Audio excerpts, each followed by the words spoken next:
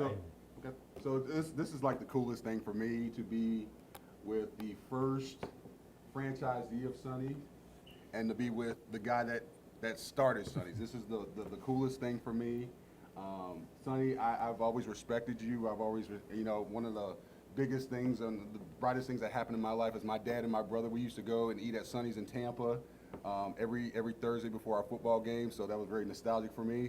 My question is, how did you first get started with Sonny's, and what is the connection with the Gators?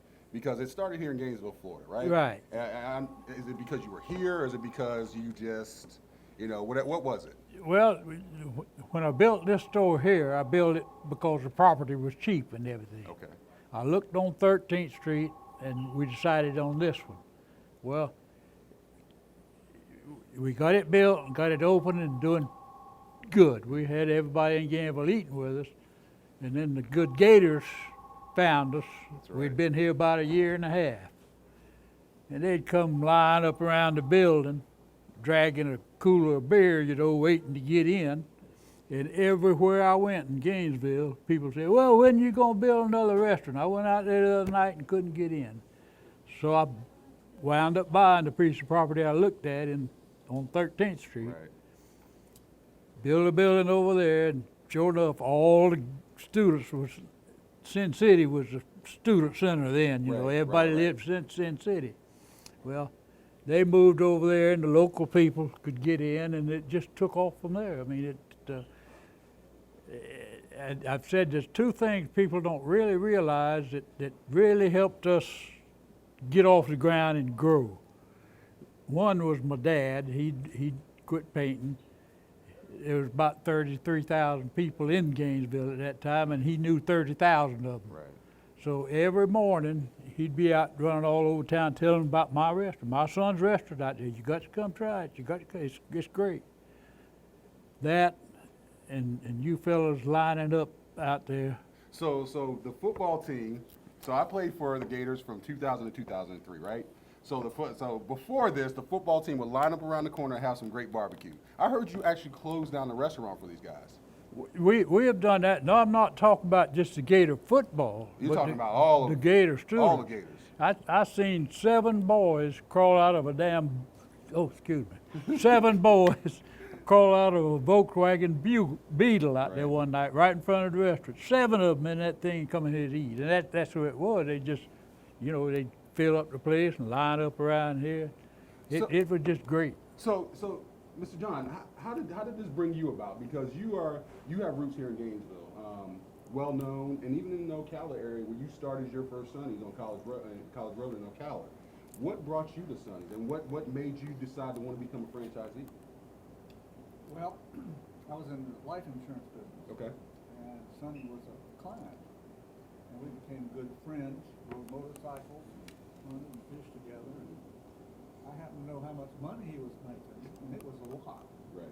And myself and several others talked him into franchising. And one day he called me and said, I'm going to franchise. Sure. I said, well, I'm your first franchisee. So how did this relationship between you guys get started? Did you guys just talk about it? Because obviously, just being, the Gators are a big tie here between all 3 of us.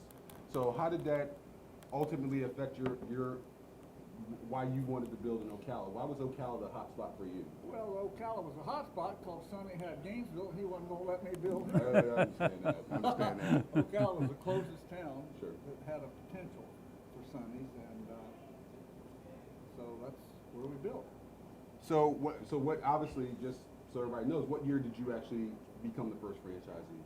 1977. 76 or 77, yeah. Bob Oatman, 76, my brother. So when you first opened that, what was your first impression? Like was it easy? Was it tough? Or were a lot of people drawn to the fact that it was in Gainesville and Ocala's 50 miles up the road? Did the same kind of turnout happen that it happened in Gainesville, or did it kind of take a little bit of time? It took time. Yeah. It was fun. We had the same picnic tables. I got a picture of Sonny carrying a picnic table in the building as we were building, and his daddy helped build a restaurant down there. Right. And give you an idea how times have changed, the land, building, and equipment, turnkey, $250,000. The remodel you're sitting in right here cost $600,000. It's amazing how inflation affects prices and everything. That's really, really crazy. So, Sonny, going back to you, what kind of, maybe even before Sonny started, or maybe during that tenure, what caused your love? What was your love of barbecue? Because I know a lot of times barbecue's a little bit different. You know, I can go to an Italian restaurant, it's not going to feel the same. Barbecue's barbecue. Barbecue's backyard, picnics, having fun. What sparked your love for that barbecue and why you wanted to do this? Well, I was in the drywall business, Okay. and at that time the Cape had started exploding down there, just building houses everywhere. So I went down to hang drywall. Right. Well, I had a first cousin that had a little barbecue joint about half the size of this, and he and his wife had divorced, so I hung around there with him at night with the stores, and I got to making sandwiches and piddling, and pretty quick I got where I couldn't hardly wait to knock off of my job to get a shower and get in that kitchen and have fun with the girls out in the dining room. You know, it was just great. He wanted me to go to work for him, but he didn't really need me. Right. He just wanted me there, you know. And I kept telling him, no, you know, I'm here every night. I'll help you. But he come to me. A guy opened a restaurant down in Fort Pierce, a barbecue restaurant, and two of my cousin's cooks from Fat Boys went to work for him. Right. And then he told me, so well, you got no choice. You got to go to work. I got to have you. Well, I was back then. $350 was a pretty good week, you know, out hanging drywall.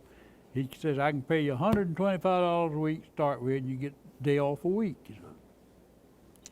So that's what got me started in there. So as you say that, what's your favorite piece of meat to cook? What was your absolute favorite? For me, I was a fan of Sonnys ribs. You know, I used to come and do the all-you-can-eat ribs, and they were the best thing ever. I slather them with sauce, and they'd be just absolutely amazing. You started with something, and there's always been the question of what was Sonny's favorite meat that he cooked, or what did he do really well that he just absolutely enjoyed? Well, I like the sliced pork. Sliced pork. Sliced pork. That was my favorite. And believe it or not, I didn't eat a lot of barbecue and still don't. I've had a lot of fun with friends and things that be telling me how good that barbecue is, how much of it you. Oh yeah. I tell people that stuff's made to sell, not to eat, so I don't eat much of it, you know. But we used to just carry on from the pit up there, you know, talking to the people and having fun. It was just a great life. And I agree. I mean, for me, whenever I came into Sonnys, everybody knew my name. Everybody knew who I was, and it wasn't the fact the barbecue was good. I mean, that's just what it was. But I think it was the fact that it was fun. It was basically I could walk in, and you know, the server that I saw last week that waited on me the previous week, they were still there, and they knew me, and they knew about my life, and they knew who I was, and I think that was good. Mr. John, what about you? What was your favorite food? Obviously, when you started in barbecue, you were like, hey, you know, it was a new experience coming from insurance and doing all that stuff. What was was sliced pork your go-to, or was it something else? Sliced pork on garlic bread with tomato and onion.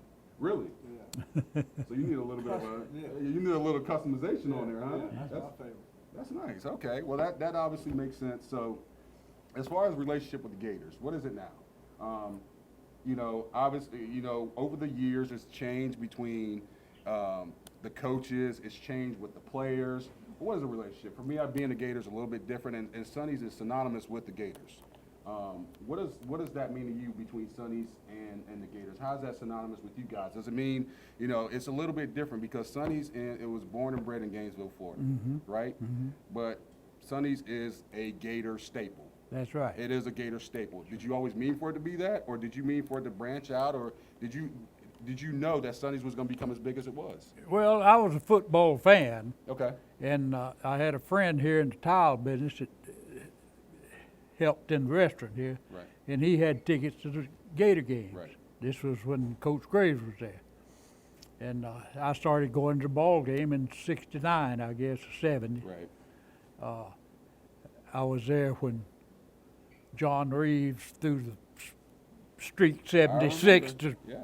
to the boy out of Tallahassee now, Well, here's the thing, Sonny. I wasn't even alive then, but I actually know what you're talking about. I mean, I'm very good on Gator history. So I was born. I'm not going to age myself. Alvarez. Carlos Alvarez. You know, I was born in 1982, but I remember history very well. So, do you remember your first Gator game? Yes, sir. Do you remember your second one? I remember the first one.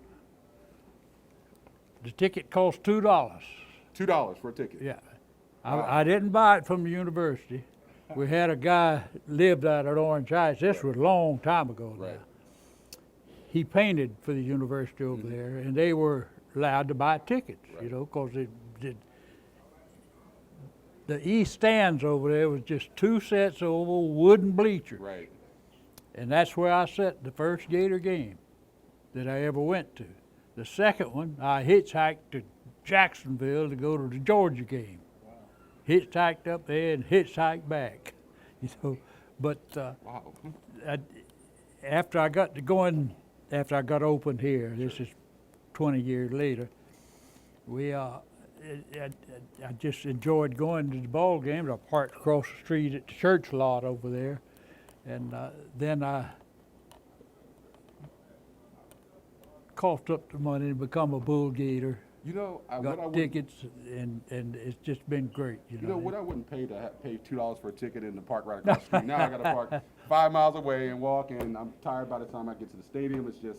It's crazy. So, Well, they have treated me awfully good at University. out oh there. yeah, I'm sure. You know, all through the coaches, Charlie Pell, everybody. You know, I've just always got along well with them, and I just got so old I had to quit going to the football game. I still go to the basketball games because that's a little easier in and out. You Yeah. know. So for both of you guys, tell me about your relationship, because obviously you being the first franchisee and you being the guy, being the man that started Right. Sonnys. Tell me how your friendship. Tell me how that worked over the years. Was that difficult because you were in a market and Sonnys, you were here in Gainesville? Were you guys competing against one another? What was it? What was it? We've been best friends forever. Yeah. I've gotten to know his family, been able to help him through crisis situations, and I just love the whole family. That's awesome. We've done a lot together. Matter of fact, we're probably going frog gigging in the next couple of weeks. I need to go frog gigging too. I don't know what that is, but it sounds like fun. Sonny, what about you? What is Mr. John Well, mean? John said earlier that we became friends through a business relationship, Absolutely. me buying insurance, you Right. know. And then John come out there to get them sandwiches he talked about on garlic bread, and I Right. got to know him real well, you know. Sure. And at night, we'd close up here at 9 o'clock, get on our motorcycles with a half a dozen of us and go out and ride through the woods from here to Hawthorne, you know. Wow. Really? So John is a unique friend. I mean, that's a long time ago, you know. And we didn't always see eye to eye on the rest of the business. Right. But I'll tell you what, he was true to Sonnys. He listened, and now I'm proud to say that John Kirkpatrick and it's the Kirkpatrick Group now with Ken, his son, and things. Right. But they are our oldest and our biggest franchisee, and we just love him to death. I'd do anything for John. And like he said, I think he's probably saved my daughter's life one time at Shands Hospital. You know, when I first met Mr. John, myself, and everybody that works for his company, I realized what amazing people they were. Keep rolling. We got a mechanical problem. Mechanical issue.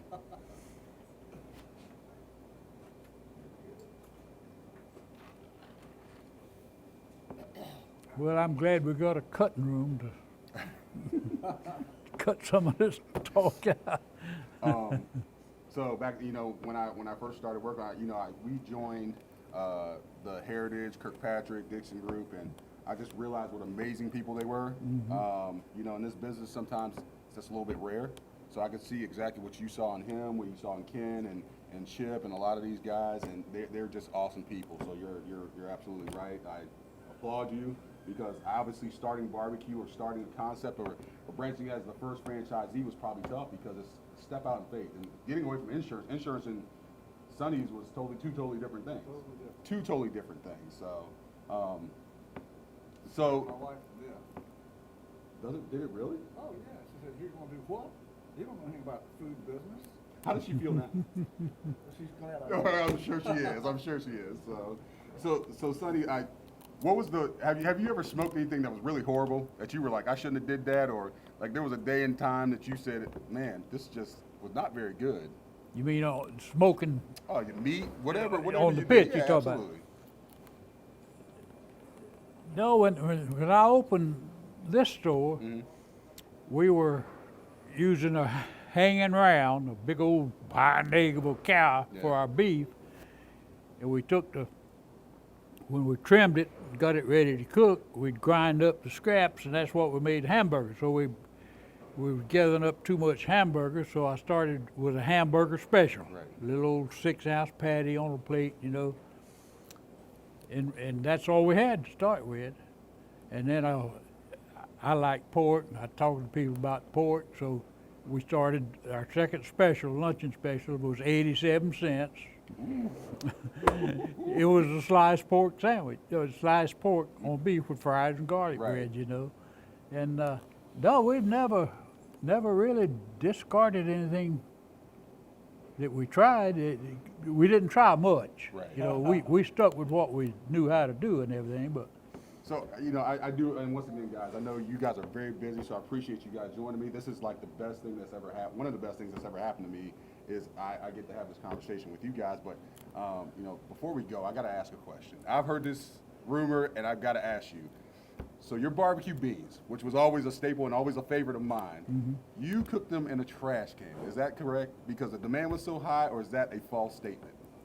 I done what with the trash? So you used to have to cook the barbecue beans in a large trash can. No, so we Okay, so that we was had not right. Okay. Yeah, Okay, we had good an guy. open pit. We had a bone barrel back there for them bones that the Sure, soap man right, picked right, up right. to mix up. But no, we've never cooked in Okay, a garbage okay, can. cool. Well, But something interesting about that. In the old days, we had to clean and get the rocks out of the beans. I mean, we took Right. it from scratch. Right. We cooked them in pressure cookers. really? And then, was it South 13th Street that one of the pressure cookers went through the roof? It blew up? Well, it went in the roof. We had one blow up right back here one day. Yeah. And they're We dangerous. finally had to quit using them. We had a boy South in, Florida killed somebody, didn't it? well, in Pensacola, but it wasn't one of ours. wasn't one of our stores. Right. But a fella had a barbecue joint up there, and kid moving the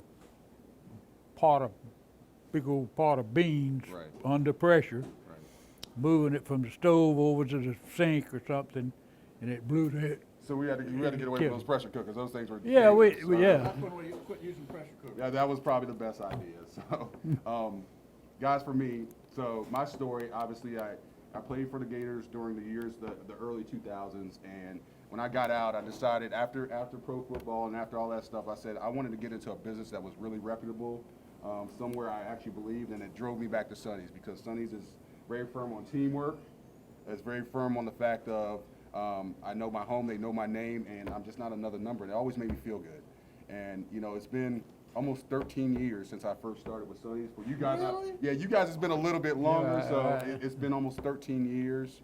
So I got to be honest, guys, I got to shake your hand because you guys are Love you. totally amazing.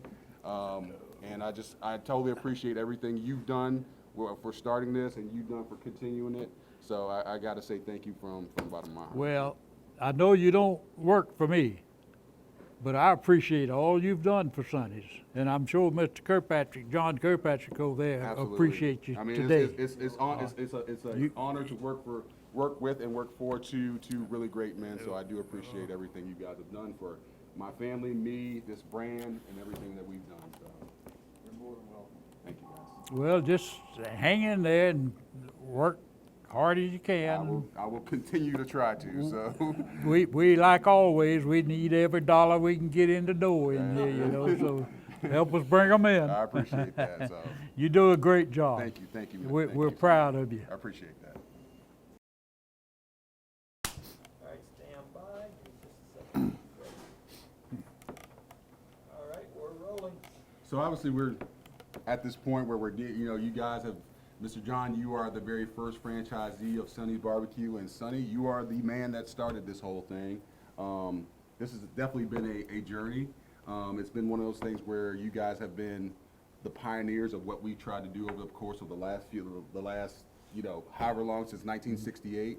How do you guys feel about what's been going on today? Obviously, there's been some new remodels. There's been some stuff going on that you guys have seen. Sonny, how do you feel about especially Waldo, your very first store? How does it feel? Well, this one is great. The other stores, they've done more remodeling, just changed the look. This is kind of a museum, you know. I appreciate them keeping it like this. You know, the coolest thing I saw when I first saw this remodel was the timeline of everything that happened. And Mr. John, you got a picture, a mural of yourself back here, a drawing, which is the coolest thing. I might take it because I think that's pretty cool. But what do you think about it? What are your feelings on it? Because obviously, being the first franchisee, things have changed so much from when you first came on to now. It's been over 30 years. So how do you feel about it? I love the fact that we were able to restore this store in the remodel as close to the original as possible. Right. We even have the cypress poles out front. Right. Absolutely. And I'm glad to see my picture with a lot of hair. I don't have that much hair anymore.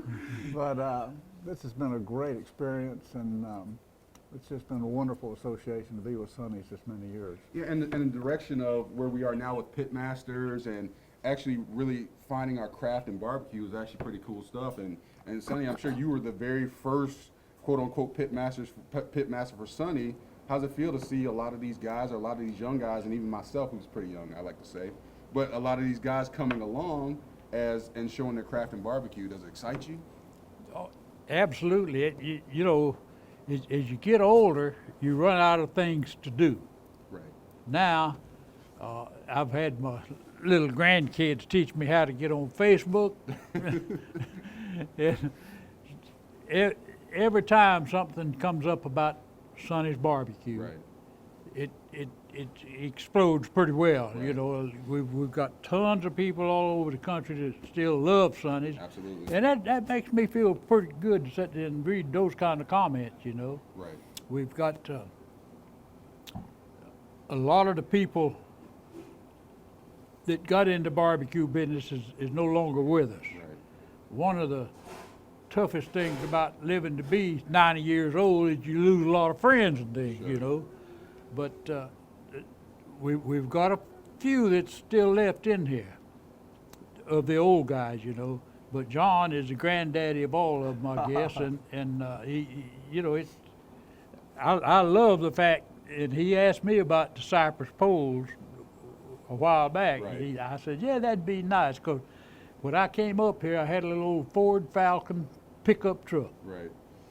We went out in the woods here between here and Campville and cut them cypress poles for this building.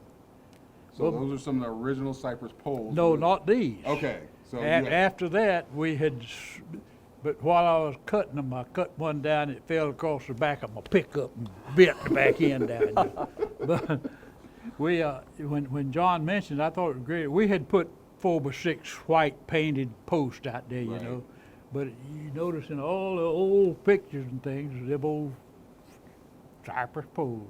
And John said, well, we're going to have cypress poles, and it looks like he's done it. So And Shannon, when we built the one in Ocala, right. Dr. Thoburn and I went out in the woods and we cut the cypress post for that store. So Yeah. so all these remodels that are happening nowadays, where we have companies coming in and doing stuff, you guys actually went out, And cut the cut post. your own wood, and built your own stores. That's right. That's incredible. Sonny That- built these tables. Yeah, that's what I just was fixing to tell you. John was talking about having to spend $250,000 in Ocala. Right. That's land building and equipment. Yeah. Yeah. I bought this property, put $2,000 worth of fill in it, built this building, built all these tables, and these are the same old tables, look like, for $55,000. That was our initial investment. My first cousin and his friend furnished the money, and I leased it from them, the first bill. My rent was $550 a month for 10 years. That's the funny thing is, as you say, these tables. I sat at these tables when I was in college 20 Right, years ago. right. For you, these tables have been here even longer than that. So as a nostalgic moment for me, yes, these are the original tables that you guys put in. They've had new tops put on because we Yes. just had plywood tops in the store on 13th Street, which I built for the students. Right. There was names carved all over it. And as long as we had those tables in there, when them kids that grown up and come back to a football game or Right. something, they'd come in that restaurant and walk all over looking for Looking for their name. their name. So That was part of the history, you know. They'd So I have to asked find Sonny, their name. Why did you have picnic tables? He said, because that's the cheapest kind of table we could make. Forget. So let me ask you guys a question. This is a collective question here. Okay. Where do you see Sonny in the future? I mean, obviously we came a long way from 1968 Right. to remodels throughout the time. Obviously Sonny's is at a really good point. We're at a really strong point in time. Where do you see us in the future? Where would you like to see us? Well, I'll leave that up to John and them. They're doing great, and I'm happy just sitting back laughing at their Right. problems they have, you know, because I went through the same problem.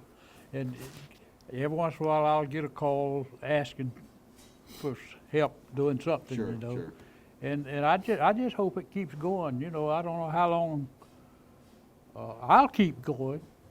At 90 still years young. old, No, you no, never you're still know, you young. know. But I feel real happy about the first 90, and I'll work out this next longer I have. Mr. John, that leaves a question to you. Where do you like to see Sonny's over the next 10, 20 years? Like, I mean, you've seen a lot. You've seen almost just as much as Sonny. So where would you like to see it? I like to see it continue to evolve Sure. in such a way that the spirit of barbecue and friendliness and compassion toward others. We have a system where we reward people that do a good job. Right. A random acts of barbecue. Yeah, random Absolutely. acts of barbecue. I think Absolutely. that's really good. And I just look forward to my son and the current generation taking the Sure. company forward. Sure, and that's awesome, guys. I do appreciate your time. This has been great. We sit here and we're having a conversation on camera. This is great because I know, for me, I read about a lot of stuff, but to have a conversation with the gentleman that started it, this has been a pleasure. So thank you so much for You're welcome. you guys doing this every week. And Wow. It was just my dad, because we lived off of Bush Boulevard in Tampa. Okay. So we went to the one right off of Bush, and it was all the time. So That was Ed Tubel's store, wasn't it? Yeah.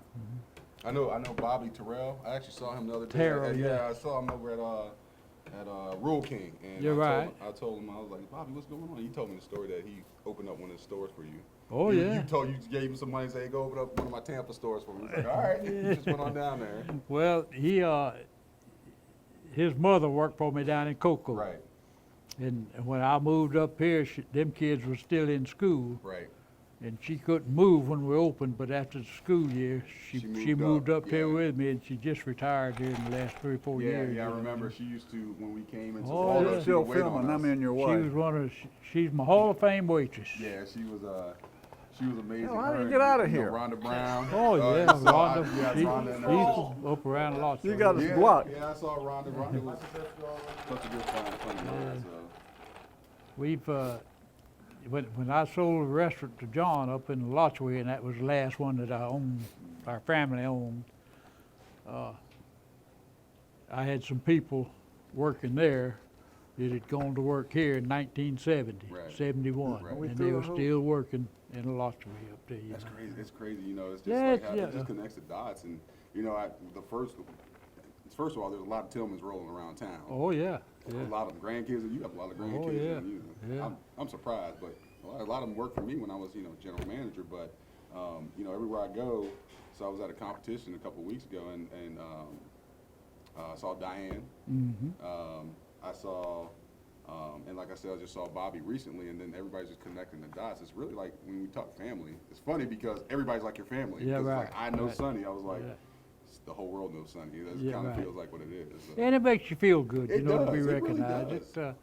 Yeah, I've run into people all the time that I don't know, but they'll come up and introduce themselves, you know, and talk about old times, eating Right. beer and things. It's great. got- I speaking get of- along pretty good to be Now, old do you- folks do you and remember- have fun. Do you remember most of this stuff, or like some of it you have to search your memory banks, or like specific events where people go back, you're like, hey, yeah, I might remember it, and Disconnect me. sometimes you're like, no, I don't remember that. Right, well, I can remember things way back there better than I can remember what I had for breakfast yesterday. I don't remember what I wore you know, yesterday, so I get it. My short term's like gone. But, yeah, I have got a world of good memories from Sonnys. Yeah, that's pretty cool. I mean, mine were just as prevalent. Like I said, those were the best times with my brother and my dad, because my dad would, single raise us alone, and football was kind of like the tie, and then Sonnys was the other tie. You know what I'm saying? Yeah, right. Well, when we first started in the franchise business, I'd go out to every opening and carry a crew of people, you know, waitresses Right. and cooks Like and things. like a training team, like an opening team. And everywhere I went for the first 20 store openings, the first day we were there, whether it was in Kentucky or Georgia or Alabama or wherever it was at, we'd have somebody come in and that had gone to school at university and eat with us down here. Really? I went to opened a store in Fort Lauderdale, Uh-huh. and I carried Verona Right. and another waitress, Vivian, that was two head waitresses here and over there. And I didn't realize so many kids from Broward County went to school out here. Right. But man, they come in and see them gals standing there. Verona, what are you doing down here? See, You know, that's- they're that's just what I'm- tickled to death. That's to what see I'm 'em. talking about. It's like everybody knew Verona. Everybody knew like the whole crew. It was like, if I would go into different places, and this was like in the 2000s or late 1990s, Mm-hmm. and I would go into these places. They were still the same people probably that they were back then. Yeah, right. And that was like that was the coolest thing, because I remember Verona. Like when I first came on to Sonnys, I knew who Verona was. That's right. And that just And that she knew felt who good. you was about the Exactly. second time you came in. Exactly. That was the coolest thing, because for me it was like, man, I thought she would have forgot about me, or she was like, hey, he's just another guy that came into the restaurant. She knew who I was, and that made me feel good, because it was scary enough starting here, because I felt like I had something to uphold, being at a place I really respected, but that just made things so much better for me. It made it kind of like, it was almost like it was very relaxing, very comforting that I knew somebody that knew me, Yeah, well, Sonnys has got quite a history with It with does. people, and It sure does. not only employees but customers. You know, we've been around a long time, and a lot of our customers have been around a long time. It's funny, from like, you got, people that are grandfathers that came in when they were kids, and then because their grandfather had brought them, or their dad had brought them, or mom, or it's like a generational, it's been passed along generation. I think that's why there's been so much longevity, is that everybody's like, how has Sonny done it for so long? I was like, because he created an environment of family, and everybody just totally accepted it. Yeah. And he cooked some pretty damn good barbecue too. And I think that's kind of what it boiled down to. Well, I usually try to come over here on their anniversary Right. in May of '68. Right. And I come and place be full, and half the people know me, and the other half introduce themselves. Sure, It's just it makes you feel like somebody, you know. I think you remember a while back we rode in the parade together. Yeah, right. There was a lot of people. There was a lot going on. You were the star of the parade. Well, You do know that, right? I mean, I hate Yeah. that. I'm not trying to boost the situation, but for me, I was riding in the front. I felt like a superstar because we had you in the back. yeah, right. We a lot of people recognize They us out do. there, you They know. do. I don't do a lot of that anymore, but I enjoyed it when I done it. Sure. But I just, age takes a toll on you after a while. But For 9 years old, you're looking pretty daggone good. well, I feel good. Oh, I think that's the feel best good. part, I yeah. think it. I still do pretty well what I want to. Right. Not as much as I want to Sure. do. Yeah, I get it. I've enjoyed this. I like to sit around. In fact, I got a little old book. I'll get you one if I I think would of it. appreciate that. We had an outfit up in Panama City that put together a little Sonnys book. Really. Yeah. And I think I got a couple copies of it at home. And it's just little history, That'd be good. Yeah, like stuff like that is good to come in and see. But Oh, if yeah, I had, if I had something keepsake, that'd be even better. Boy, you see pictures here, No. and I don't even recognize myself in some of Sonny, them, I'm you telling know. you, I walked in when I first saw the remodel, and I looked at some of this stuff. I was like, man, I was like, you know, even like you were saying the 87 cent the sliced pork special. Yeah, right. It actually is over there on the wall. I think it actually highlighted the fact of when it was there, and Yeah, I think that's really cool. Well, that menu's from about 1976 or 77, somewhere along there. So we'd already had a couple of price increases. Oh my goodness, a lot of price. But we had 42 years worth of price. We had a increases. pork sandwich for 45 cents. Wow. We had a jumbo pork sandwich for 65 cents. And our luncheon specials was 87 cents. And that's exactly why I like the Founders Day specials. Yeah, because right. it does highlight some of that stuff. Another one of my favorites was the all-you-can-eat chicken. Yeah. The all-you-can-eat chicken was always really special to me. So, anyway, man, I appreciate you doing this. Honestly, this is awesome. I always said to myself, I wanted to sit down and talk to Sonny and have a conversation because I'm sure you had so many experiences Oh, God. throughout life. I mean, Yeah. you know, people talk about 90 years worth of experiences. This is great. Yeah. How about similarities and differences in your pitmaster styles? So, pitmaster style for me, I am a guy that's kind of maybe a little bit of a talking head. I love cooking brisket. I love the fact of, you know, making sure I try to perfect each piece of meat. Uh-huh. For you, I'm sure at the time you were cooking so many slabs of ribs or pieces of meat that, you know, what was that like? I mean, because were you the guy that was doing all the stuff behind the scenes, or did you teach somebody how to cook good barbecue? Like, Oh, who yeah. was the guy with the feet on the ground right then and there? Because when you first got started, was it just a you thing, or was it like, hey, I got a bunch of guys that were doing this kind of stuff? No, I had one guy that worked with me down in Cocoa, Yeah, and he come up here with me. right. And it was just me and him and whoever we could grab to cut bread or something. My brother-in-law's Right. brother, anybody that come in, we'd make them do something, dip a little coleslaw or Right, something, right. you know. But for 3 years, all my time was spent right there back of that window there. Really? Yeah, after that, I kind of left this to them and I went to 13th Street. Got you. And then I got things going pretty good. I'd come back over here and they didn't have enough for me to do. Right. It took my job. So I okay. joined the country club, went to playing golf. You know, that's, People had asked me, well, wait, I went out there the other night and I didn't see you. I said, which night was it? Tuesday night. Well, that's the night I work on 13th Street. You missed me, you know. So between the two stores, so obviously you got the Waldo Road location running fine and everything. So then you went over there and you became the pit master of the 13th Street location. Right. So did that force you to? Were you there late nights cooking, or were you end up able to cook enough throughout the entire day? And because I mean, one of the things that we're known for is that making sure that we have enough product and we're fresh and everybody can be fed. So what were you doing the whole time? Well, to begin with, we could keep up with our cooking. Sure. But the environmentalists thought I was polluting the air on 13th Street over there. With the smoke. Yeah. Okay. And they hounded us. It cost me $22,000 for them to set up there 2 days and measure everything that come out of the pit, and I was all right. You know, we're well within their standard. But then I had to close down the old oak-fired pit on 13th Street. Right.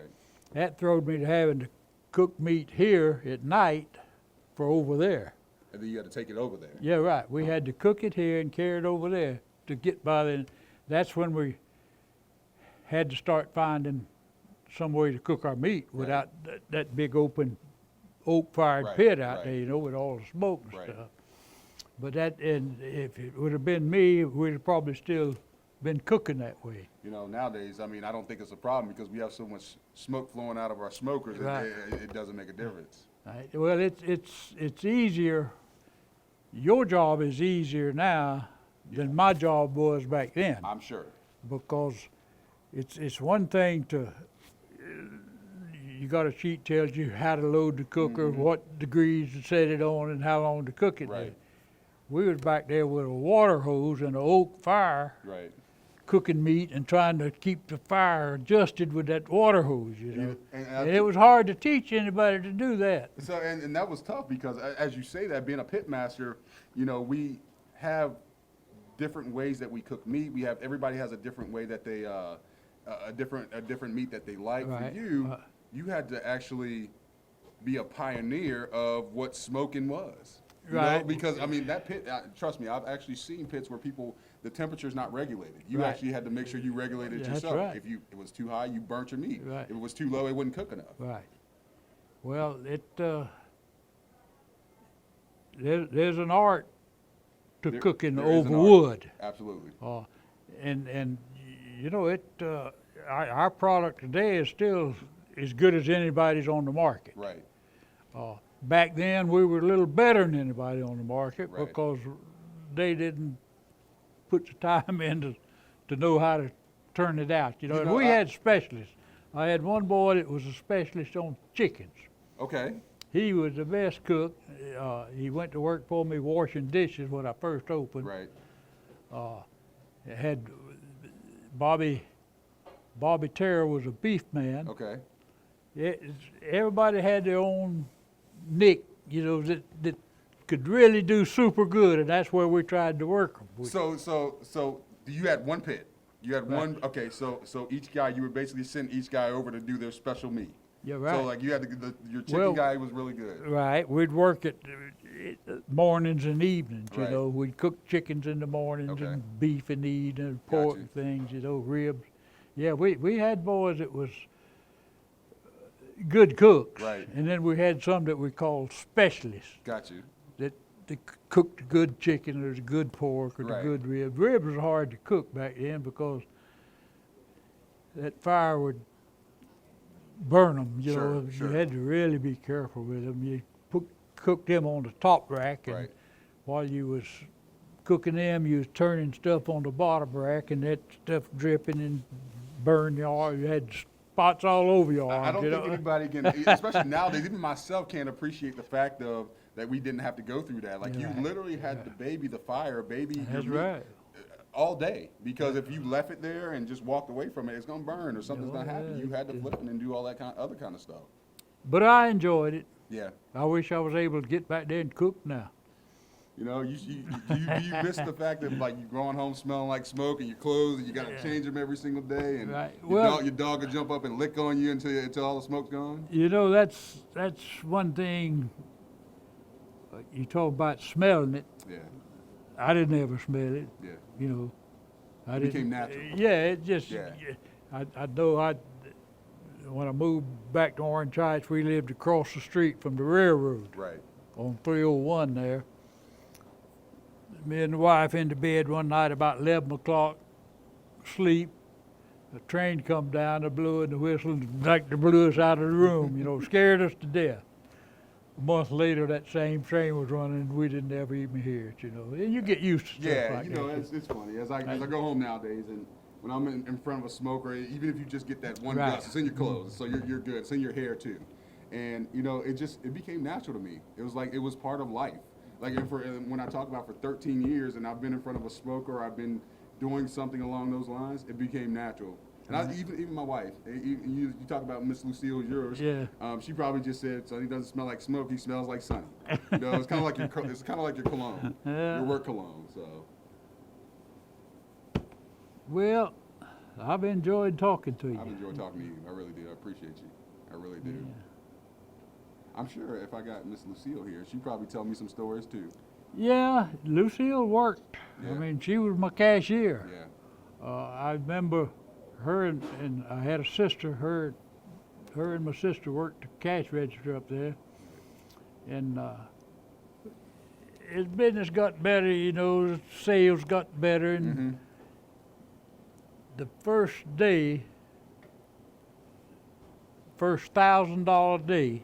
I know that's a little bit now, but back then it was a bunch. It's Right. 45 cents for sandwiches. Right. You know, they liked 17 cents of doing $10,000 when they added up the Right. So they bought. I forget what they bought, but they bought something that cost a quarter, probably order a garlic bread or something. Right. And put the money in there to get it over that $1,000 mark. You know what I mean? It doesn't sound too different from what people try to do nowadays, Right. but it's wow. Well, You know, so were you able to pull Miss Lucille off at some point in time and hire somebody? right, Because I'm right. sure, like right off the bat, you said, "Hey, look, you know, we all got to do this until we get to that point." Yeah, we got, you know, we got 5 daughters, Right. Yeah. Yeah. and she quit ringing up cash and worked with them kids, you know, kept the kids. And, but she was a great employee. She'd fuss at me, you know, about the way I was doing things back there or something. But It worked out good, right? That's what Yeah. wives are supposed to do. They're supposed to be, it's supposed to kind of be our that voice on the shoulder that tells us what to do sometimes. Well, you know, I guess we do things kind of crazy. You know? But I took every kid I've got, Sure. 5 daughters and a son, and I lost him a few years ago. Right. But I taught them to work in the restaurant, to do, they could do anything in here, you know. Each one of them as they got up to 12, 14 years old. Right. And there's one time, a fella called me from his restaurant in Orlando, and he said, "Boss, I got a problem." I said, "What's the matter?" He says, "I am the only," this was at 1:15. He says, "I am the only soul in this restaurant." I said, "What are you talking about?" He said, "Well, we run lunch," and he said, 100% of my help walked out. I said, "You mean walked out, gone? They not coming back?" He said, "No, sir, they gone." And I said, "Well, you got keys to the building, have you?" He said, "Yes, sir." I said, "Well, lock it up. We'll be down tomorrow before 11 and Right. get ready." And of course, I had 3 daughters, you know, my wife, and I picked a cook here and a cook there, and we opened up the next day at 11 o'clock. So business didn't stop. Yeah. Business never stops. Right. It shouldn't. Right. No, we kept it open. I finally wound up getting that store back under my ownership. And it was had a Blue Million offices right behind it, Right. but they just wasn't doing any business. Right. And we took the store over on Thursday. Well, Saturday I was back there in the pit ready to go, and it got 12 o'clock, and there wasn't a soul sitting in the dining room. Not a person. 3 guys walked in and sat down. And I had my apron on. I wiped off my hand. I walked out and introduced myself and got to talking to them and sat down. They were going fishing. And they got through eating and everything and got ready to go. I said, wait a minute now. I've been in the restaurant business for 20 years, and I have never had an empty dining room at between 12 and 1 o'clock. Right. It just hadn't happened. Right. And I said, I'm not going to do it today, so y'all just sit here. I'm going to have three people here till somebody comes in. You know? And they did. They sat there and So we did talked. did And somebody eventually come in? yeah, he finally said, well, Sonny, we got 4 or 5 tables in here when we did want to go fishing. I said, well, that's great. I go at that appreciate point. your help, you know. But that was just part of Sonny's back then. I guess things happen like that. Yeah. In that same store, I was sitting there one day, and a man come in a wheelchair, and looking for a handicap table. I said, well, I really don't have a handicap table, but if you'll give me a few minutes, I will have. I went back in the back now. I had an old handsaw back there. Yeah. You see that 2x4 running Yeah. across there? Yeah. I sawed it in 2 there and moved this bench out of the way. And you made a handicap table. I said, now I've got a handicap table. And he was just tickled, and he happened to be the president of a handicap association down Oh, wow. there. Really? So, and I had him up at the front table, and we wound up having to fix every table up there because his friends, Came in. he told them what happened, you know. So you had to handsaw all the tables? Well, the Yeah, tables that they were sitting right. at? Five tables across there is what we had, I think. And I cut the legs off of one, the first table, Right. Then after the first one, I said, "Now, you damn it, what am I gonna do with my table?" I went and got an old half lock, Right. and I put it back together there and fastened it down. Okay, so that explains. I wondered because we were wondering about the fastening and how the tables lock back together. It was like a lot of them were together, some of them Right, weren't. right. So I guess that the story explains the fact of why they're fastened like that, and the locks fasten onto. You were able to actually lock the benches into place, correct? Right. Okay, cool. Right. So when we were doing the remodel, I looked at the table and tried to figure out why some of them had locks on them, some of them didn't. That story perfectly explains that. That's it. That was my Okay. first handicap Okay. table. Wow. But, and it just happened to be, he was the president of some handicap association right. down there. And 8-10 months later, we had that store where they was lined up around, waiting to get in for lunch, you know. Shannon, did you ask about them shutting it down in 73? There were a few things I couldn't hear. Yeah, shutting the store down in 1973? Did y'all touch on that? I don't think so. Okay. So, Sonny, my name's Lacey.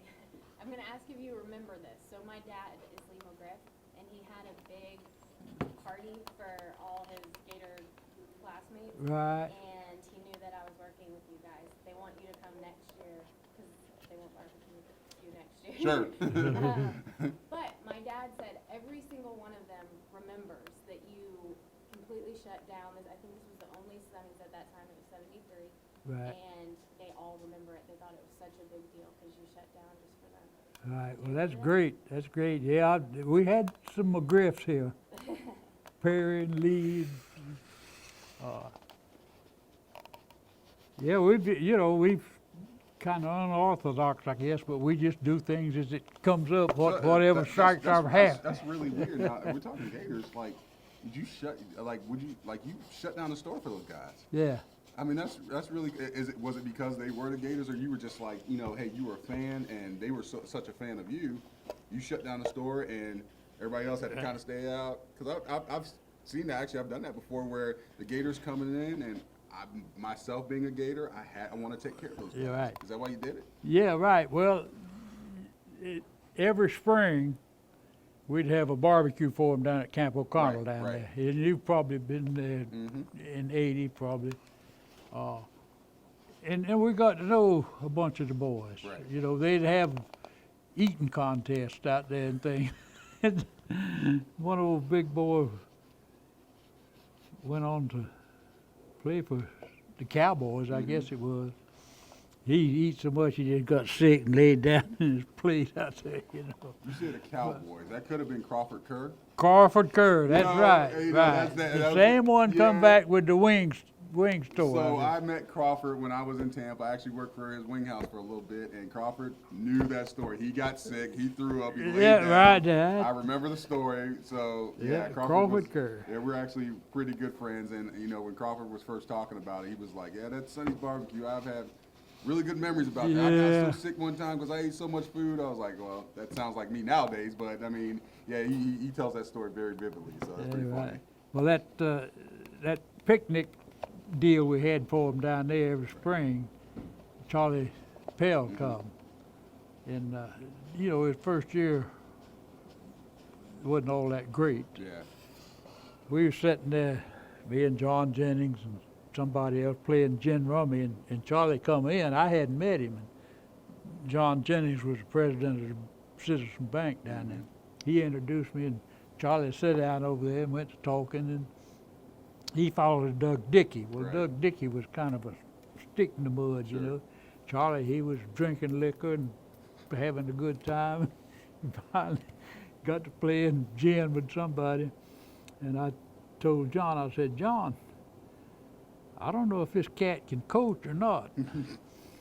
I said, "But he's sure a lot more like us than Doug Dickey, ain't he?" And Charlie leaned over and said, "Hey, I can coach, and I'm going to show you I can coach." And we've become great friends. Yeah. I love Charlie Pell. I still talk to his wife, Ward, once in a while. Yeah. No, it's great. Sonny. It's funny. Crawford Kerr story. He Mm-hmm. literally, like when I first started with his company, he told me that story. Like, yeah, I remember son. He's like, I got so sick one time. I was doing all you can eat and got sick, and I just laid down. Just laid Yeah, down. they had eating Yeah, contest, and he really. eat about that much pork, Oh, my you know. goodness. We, you know, he opened a wing stop out here. Yeah, And he's I got one did- right over on Archer Road. Yeah, right. One day, the wife and myself was going over there for Mhm. something, and I'd never been in there, but I knew it was Crawford Place. Mm-hmm. And I told her, I said, well, you want to go ahead and get some chicken wings? So we went in for lunch. Uh-oh. Bad move. She was the only woman in there Yeah, that, I'm that sure wasn't she was. working in uniform. Oh, you yeah, know? I'm sure. And I didn't realize I hadn't been in there, you know. But he was a takeoff of Hooters. Yeah, he basically was their competition. So, Yeah. you know, and he's done really well. I mean, the fact he's out now, he's out the game now. Yeah. I think he sold it to, you know, their corporation. So, I have one last question for you, Sonny. Okay. There's a picture on the wall over there of you in an orange blazer on the football field at UF accepting something, a framed something. Oh yeah, that was at a football game. I forget what the plaque was for, but they honored me at halftime, you know, and gave me a little plaque and things. But we was pretty tight with the university. I mean, but just like you talking about, we got a lot of catering. yeah. At one time, we was only, there was two outfits that could go on campus Right. and cater, and Right. we was one of them. Oh, wow. I mean, That's that a changed lot. over time, you know, but boy, we done a lot of Yeah, business with the even Gators. if it was just as half as it is now, that just trying to take care of all that. Yeah, right. You know, athletics and every all the teachers, I mean, all the professors and all that would have been quite a bit.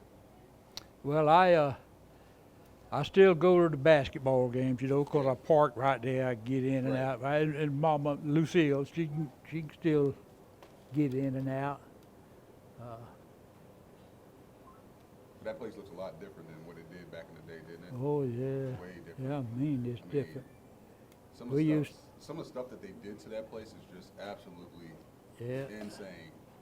And you know they have to do that stuff, Sonny, because I mean to get the best recruits, I mean you got to compete against like the North Carolinas and the Dukes and the, you know, whoever else that, you know, their basketball program it's been good. They won some national titles, so that's really good. But I think, you know, over the course of time, some of these kids that they got coming up are one and dones, or they, you know, Yeah. some of them aren't even going to. Oh yeah. Yeah, they aren't even going to college for that long. So. Well, we've enjoyed our connection with the Gators. I mean, it's been a lot to Sonnys. Yeah. Been a whole lot to Sonnys. And it was just doing stuff that I enjoyed doing, you know. I agree. Yeah, it's just cooking barbecue. It's just like if Yeah. I can do that and they love it and we get to have a partnership, that's the best thing. Yeah.